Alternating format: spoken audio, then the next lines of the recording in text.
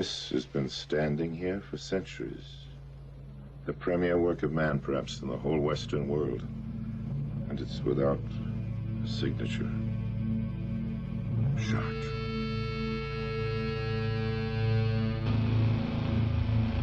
A celebration to God's glory and to the dignity of man.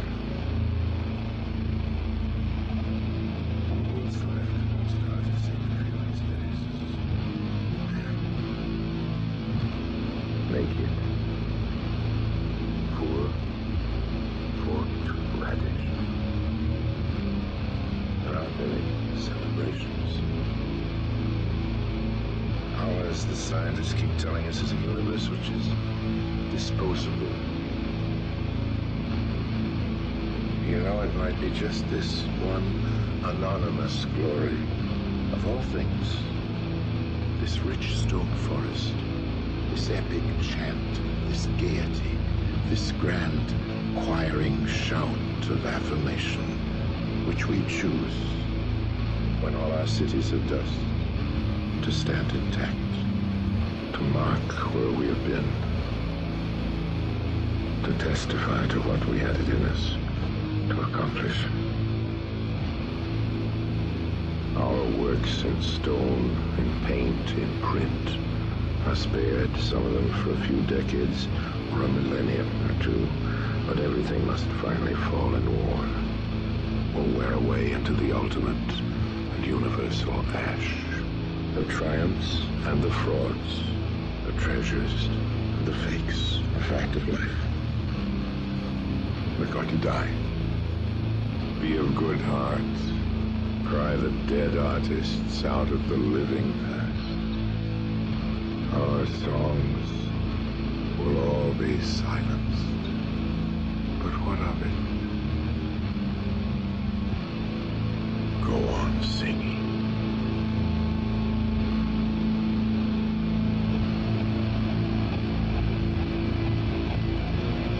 The primordial creator theory was essentially deranged from our standpoint. We human beings are created. And yet we are more rational than the Creator spawned us.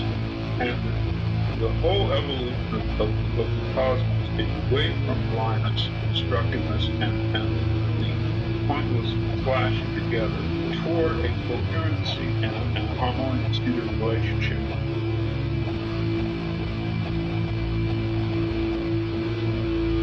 The Gnostic notion is that there is a divine spark within all of us. And that the demiurge and the archons, their project is to snuff that divine spark out. And we can only awaken it through revealed knowledge, through gnosis. And the suggestion is that that revealed knowledge for the Gnostics was connected with psychedelic experience.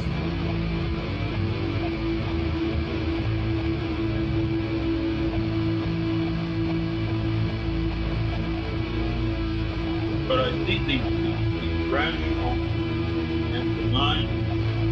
divine power as a way developed in the history of the universe, not as the creator, but as coming onto the scene, finding chaos, finding irrationality, and beginning to organize into a cosmos. And that in a sense there is a conflict between these two deities, or principles. They could be regarded as the principle of disorder versus the principle of order.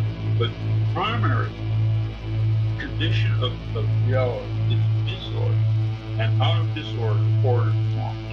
The universe moves from disorder to order, and disorder I equate with evil, and order I equate with benign.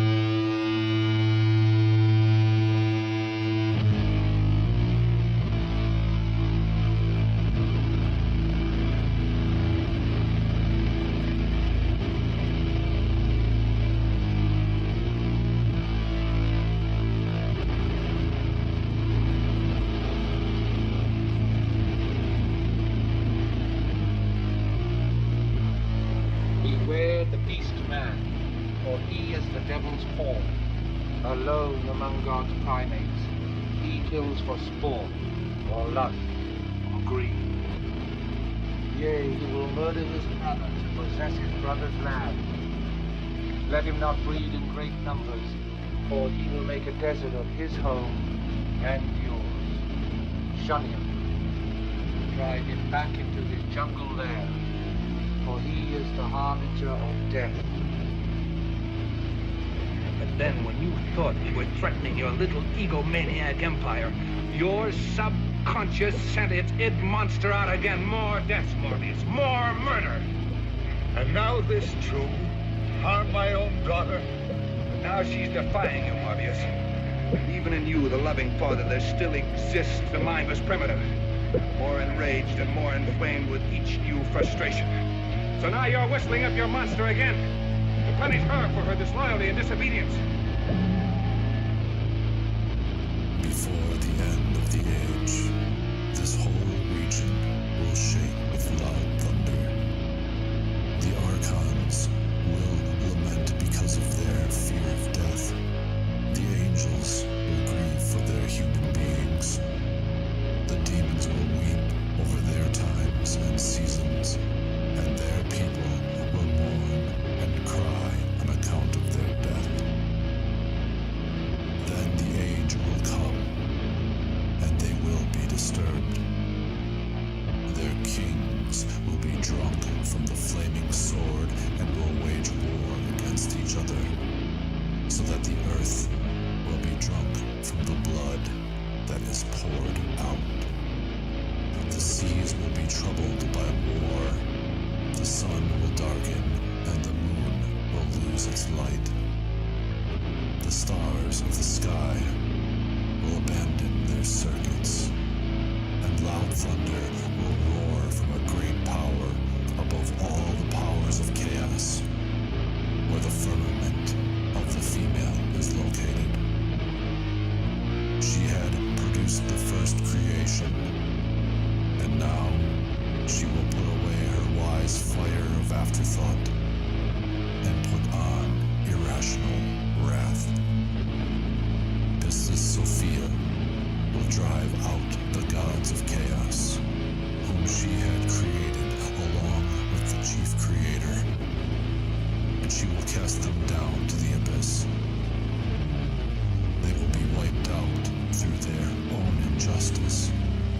They will be like the mountains blazing with fire, and they will consume one another until they are destroyed by their chief creator. When he destroys them, he will turn on himself and attack himself until he is no more. The heavens of the gods of chaos will collapse upon one another, and their powers will be consumed. Their realms will also be overthrown. The chief creator's heaven will fall and split in half. His stars in their sphere will fall down to the earth, and the earth will not be able to endure them. They will fall down to the abyss, and the abyss will be overthrown. The light will overcome the darkness and banish it. The darkness will be like something that never was, and the source of darkness will be dissolved. Deficiency will be pulled out by its root and cast down into the darkness, and the light will withdraw up to its root. The glory of the unbegotten will appear and fill all the eternal realms when the prophets and the writings of the rulers are revealed and fulfilled by who are called perfect. Those who have not become perfect in the unbegotten Father will receive glory in their realms and the kingdoms of immortals, but they will never enter the kingless realm. All must return to the place where they came from. By what they do and what they know, all of them will reveal their natures.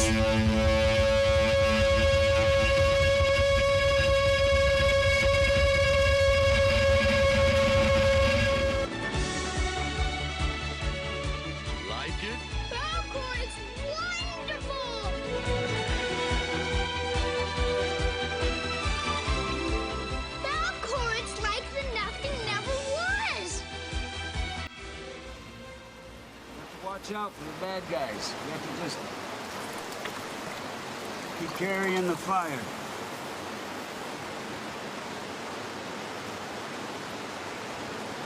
What fire? Fire inside you.